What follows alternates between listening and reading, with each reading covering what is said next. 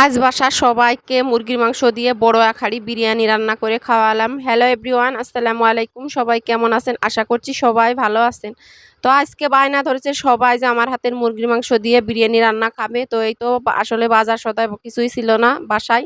তো বাজারে চলে গেলাম, এই তো একটা অটো নিয়ে নিলাম। এই তো এখান থেকে কিছু মশলা, কি বিরিয়ানির মশলা, তারপরে আর যাবতীয় যত মশলা লাগে দুধ টুধ আর কি কিনে নিলাম। তো এরপরে তো মুরগির দোকানে আসলাম, এখান থেকে ২টা মুরগি নিয়ে নিলাম আর বাসায় চলে আসছি। এত পরিমাণ গরম পড়ছিল, আর আমাদের বাসা না রাস্তা থেকে অনেকটাই দূরে, আর এই বাজার নিয়ে আসতে গেলে এমন অবস্থা হয়, হাত মনে হচ্ছিল কাইটে গেছে, একদম লাল হয়ে গেছিল। পরে এই তো বাজার আনার সাথে আমার ছোট যা হচ্ছে সব বাজারগুলো হচ্ছে বের করে নিচ্ছে।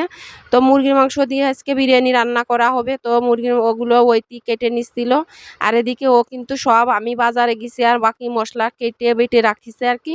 ও মুরগিটা এই যে সুন্দরভাবে কেটে নিল। এরপরে এই যে আমি বাদাম নিয়ে আসছি বাজার থেকে, বাদামগুলো কাজু বাদাম, কাঠবাদাম। তো আমি এই তো বেটে নিচ্ছি আর কি। তো দুইজনে মিলে হাতে হাতে করতেছি। আর এদিকে এই যে মুরগির মাংস কাটা হয়ে গেছে, একদম ধুয়ে পরিষ্কার করে নিছি। এই যে পোলাওয়ার চালও ধুয়ে নিছি, তারপরে হচ্ছে সব মশলাপাতি বাটা হয়ে গেছে। এখন হয়তো রান্নার পালা। তো আমাকেই বলতেছে আপনি রান্না করেন ভাবি, অনেক মজা হবে না খেতে, আমার হাতের বিরিয়ানি নাকি অনেক মজা হয়। তো এই তো আমি রান্না করতে বসে গেছি। প্রথমে এই তো আমি কড়াইতে সয়াবিন দিয়ে দিলাম, এটা হচ্ছে লাল সয়াবিন তেল। তারপরে পেঁয়াজ কুচি দিয়ে দিলাম, পেঁয়াজ কুচিগুলো বাদামি কালার হয়ে গেলে এর ভিতরে এই তো বাটা মশলাটা দিয়ে দেবো, জিরা বাটা, আদা বাটা, গরম মশলা বাটা, তারপরে রসুন বাটা, তারপরে বাদাম বাটা, সব কিছু আর কি দিয়ে একটু পানি দিয়ে একটু নেড়ে নিচ্ছি লেগে যেতে পারে। তারপরে হচ্ছে মরিচের গুঁড়া, লবণ দিয়ে দিলাম। পানিটা একটু ঝাল ঝাল করে রান্না করব, যেহেতু মুরগির মাংস দিয়ে রান্না করব। তো এই তো বিরিয়ানির মশলা দিয়ে দিলাম, দিয়ে মশলাটাকে সুন্দরভাবে কষিয়ে এই তো এর মধ্যে দিয়ে দিলাম দুধ, মানে লেবু চিপে দিছি, আসলে টক দইটা পাইনি এই জন্য। আর এর ভিতর দিয়ে দিলাম সস, দিয়ে একটু নেড়ে ছেড়ে আর কি এই তো মুরগির মাংসটাও ঢেলে দিয়ে দিলাম। আর আমি এইভাবে মুরগির মাংস দিয়ে বিরিয়ানি রান্না করি, খেতে যে এত বেশি মজা হয় আপনারা বলতে পারেন আপনি রান্না করে আপনি প্রশংসা করছেন, আসলে সেটা না। এভাবে মুরগির মাংস দিয়ে আমি মাঝে মধ্যে বিরিয়ানি রান্না করে অনেক বেশি মজা হয়।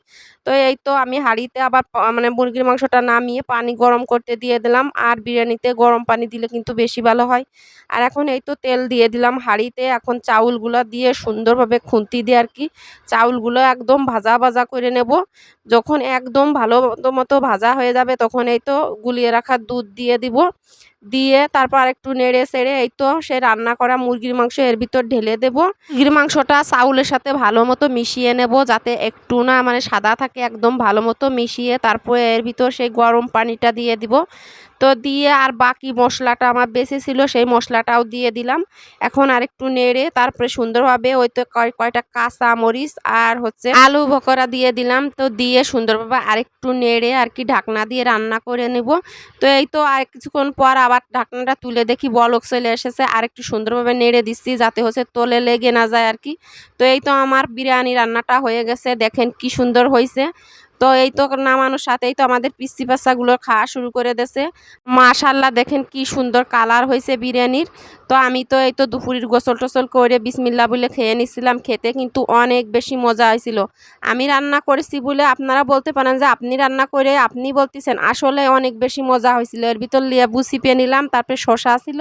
তো আমার বিরিয়ানি রান্নাটা কেমন হয়েছে অবশ্যই কমেন্ট করে জানাবেন। সবাই ভালো থাকবেন, সুস্থ থাকবেন, আল্লাহ হাফেজ।